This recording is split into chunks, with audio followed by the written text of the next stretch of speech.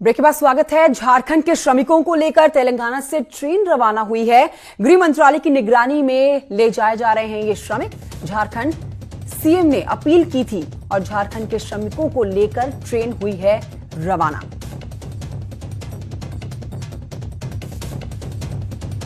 झारखंड के श्रमिकों को लेकर ट्रेन रवाना हो चुकी है। झारखंड के मुख्यमंत्री ने इस बात की अपील की थी कि उनके राज्य के लोगों को जल्द से जल्द वापस लाया जाए। उनके राज्य के श्रमिकों को, झारखंड के अब श्रमिकों को लेकर तेलंगाना से जो है ट्रेन रवाना कर दी गई है और पूरी तरह से जो ट्रेन है गृह मंत्रालय की निगरानी में है और इसी निगरानी में ही ये श्रमिकों को लेकर तेलंगाना से झारखंड की तरफ निकली है।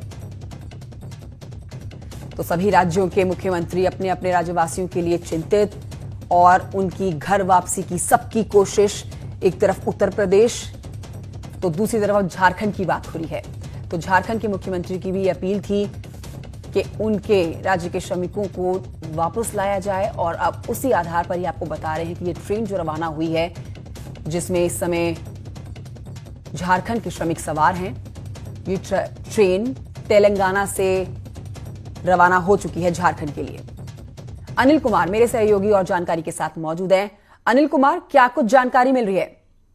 जी, मैं आपको बता दूं कि आज सुबह 4:50 में ये ट्रेन चली है आंध्र प्रदेश से झारखंड के लिए। और जिस तरह से खबरें आ रही है कि उसमें करीब 1200 ऐसे मजदूर हैं जो वहां पे इस ट्रेन में सफर कर रहे हैं और रांची के हटिया के लिए सफर कर रहे हैं। क्योंकि जैसा कि हम सभी जानते हैं, चाहे वो आंध्र प्रदेश हो, तेलंगाना हो, महाराष्ट्र हो, चाहे गुजरात हो या फिर तमिलनाडु, ये वो स्टेट्स हैं जो मैन्युफैक्चरिंग स्टेट्स कहे जाते हैं जहां प्रोडक्शन यूनिट सबसे ज्यादा होता है।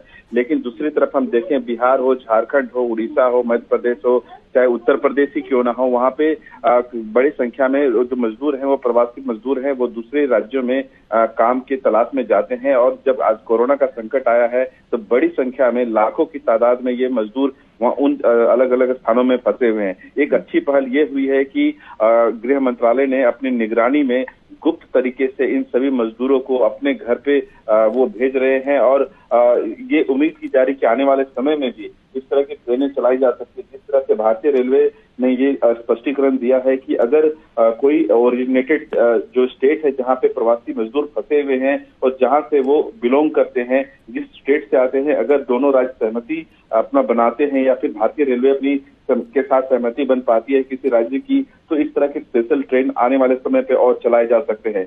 दूसरी तरफ यह भी देखना होगा कि जिस तरह से प्रधानमंत्री नरेंद्र मोदी, पीयूष गोयल और सुरेश अंगड़ी, गृह मंत्री अमित शाह के बीच जो उच्च स्तरीय बैठक हुई है उसमें भी ये बात निकल कर आई है कि रेल।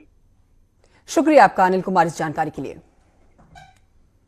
केंद्र सरकार ने जारी की है सूची। देश भर में 130 जिले रेड जोन में शामिल है, 284 जिले ऑरेंज जोन में शामिल है और 319 जिले ग्रीन जोन में शामिल है।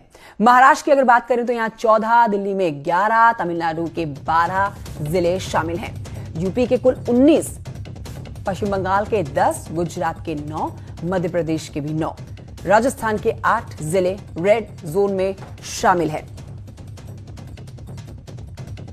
तो ग्राफिक्स के जरिए भी आप समझ सकते हैं इस पूरी खबर को कि कौन कौन से जिले ऑरेंज जोन में हैं और कितने जिले ऑरेंज जोन में और कितने जिले रेड जोन में हैं। उत्तराखंड में रेड जोन का जो है जिला वो 1 है। उत्तराखंड में ऑरेंज जोन 2 बनाए गए हैं। तो अगर हम फोकस करें उत्तराखंड और उत्तर प्रदेश में, तो उत्तराखंड में ग्रीन जोन 10 बनाए गए हैं। शैलेंद्र बांगू, नेशनल एडिटर, हमारे साथ इस खबर पर और जानकारी के साथ मौजूद है। शैलेंद्र, आपसे विस्तार से समझना चाहेंगे कि किन किन इलाकों में ये रेड जोन, ग्रीन जोन और ऑरेंज जोन की संख्या बढ़ाई गई है और कहां पर कम किए गए हैं? देखिए, आज केंद्रीय स्वास्थ्य मंत्रालय की तरफ से एक नई लिस्ट जारी की गई है जिसमें रेड जोन, ग्रीन जोन और ऑरेंज जोन को आइडेंटिफाई किया गया है। अगर हम बात करें देश के महानगरों की, तो अधिकतर महानगर जो हैं वो तो इसे 4 मई के बाद से अगर कुछ और रिलैक्सेशन मिलता है तो महानगरों में ये अप्लाई नहीं होगा। अगर हम आंकड़ों की बात करें तो देश में आज की तारीख में 130 जो जिले हैं वो रेड जोन में हैं, 284 जिले ऑरेंज में हैं और जबकि 319 जिले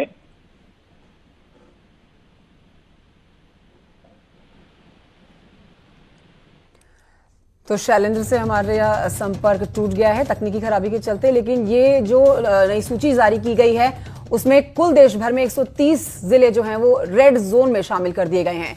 रेड जोन में 130 हैं और ऑरेंज जोन की अगर बात करें तो यहां पर 284 हैं और ग्रीन जोन में 319 जिले शामिल किए गए हैं। और अलग अलग राज्यों की अगर हम बात करें तो इनमें भी आप समझ सकते हैं कि महाराष्ट्र में 14, दिल्ली में 11, तमिलनाडु में 12, यूपी के 19, बंगाल के 10, गुजरात के 9 शामिल और मध्य प्रदेश में भी 9 हैं।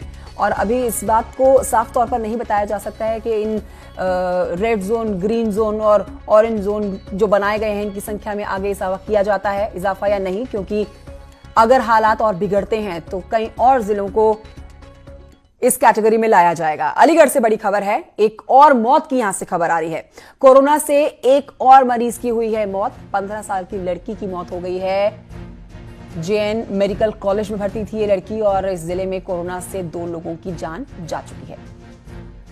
अलीगढ़ में एक और मौत हो गई है और सबसे दुखद बात यह कि महज 15 साल इस लड़की की उम्र थी।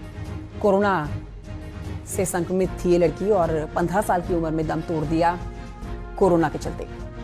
जेएन मेडिकल कॉलेज में भर्ती थी और जिले में कोरोना से अब तक 2 लोगों की जान जा चुकी है। कोरोना से एक और मरीज की मौत हो गई है। अलीगढ़ से ये अपडेट। तो कुल मिला के अलीगढ़ के अंदर 2 लोगों की जान गई है। 15 साल इस लड़की की उम्र थी और कोरोना से संक्रमित थी ये। अस्पताल में जब भर्ती कराया गया उसके बाद से इलाज लगातार जारी था। आखिरकार जिंदगी की जंग हार गई कोरोना की इस लड़ाई में। तो लगातार उत्तर प्रदेश में बढ़ती हुई मौतें चिंता का विषय बनी हुई है। अलीगढ़ की ये अपडेट, जहां पर ये दूसरी मौत है। कई जगहों पर लोग जान गंवा रहे हैं तो कई जगहों पर बहुत ही तेजी से लोग रिकवर भी कर रहे हैं। छोटे से ब्रेक के लिए यहां रुक रहे हैं, जल्द लौटेंगे।